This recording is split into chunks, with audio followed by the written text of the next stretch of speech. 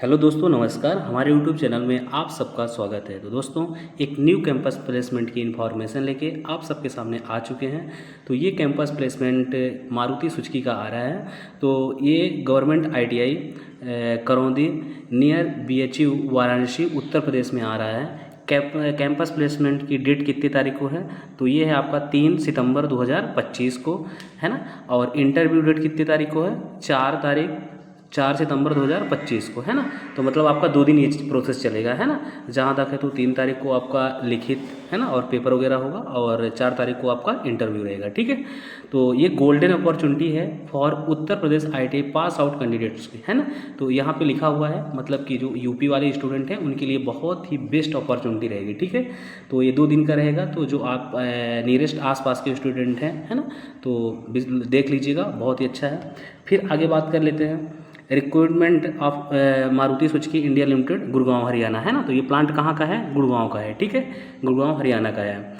फिर इसके बाद बात कर लेते हैं इसमें और आप क्या क्या चीज़ें हैं। तो ITI पास कैंडिडेट वालों को मांगा गया है, ठीक है। अभी जिनका रिजल्ट नहीं आया है वो नहीं जा सकते। खैर 4 तारीख को आपका रिजल्ट भी आ रहा है ना स्टूडेंट का, जो अभी नए वाले बच्चे हैं 23-25 एंड 24-25 वाले जो स्टूडेंट्स होंगे, है ना। अब पोजीशन की बात करते हैं तो आपका किस में रहेगा? तो CW में रहेगा, है ना। CW का मतलब क्या होता है? कॉन्ट्रेक्चुअल वर्क, ठीक है, वर्कमैन के नाम से।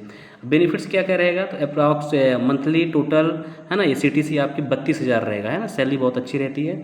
अगर ऑटोमोबाइल सेक्टर में देखा जाए तो सबसे बेस्ट सैलरी आपकी ये मारुति सुजुकी की ही रहती है, ठीक है। तो ये सब बेनिफिट्स हैं, आप ध्यान रखिएगा।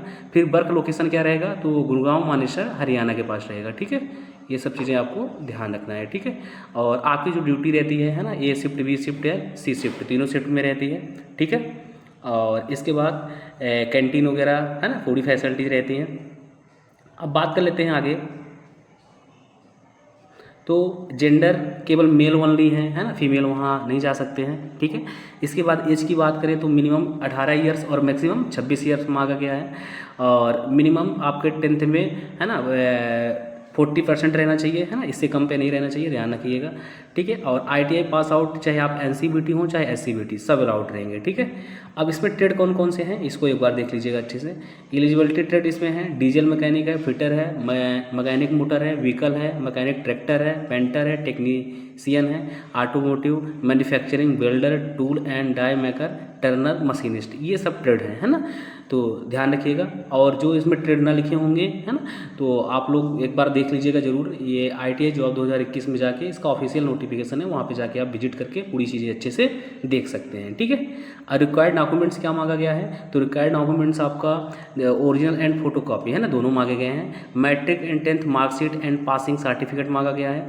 ITI marksheet and passing certificate मांगा गया है। आधार कार्ड मांगा गया है एंड पैन कार्ड मांगा गया है, ठीक है।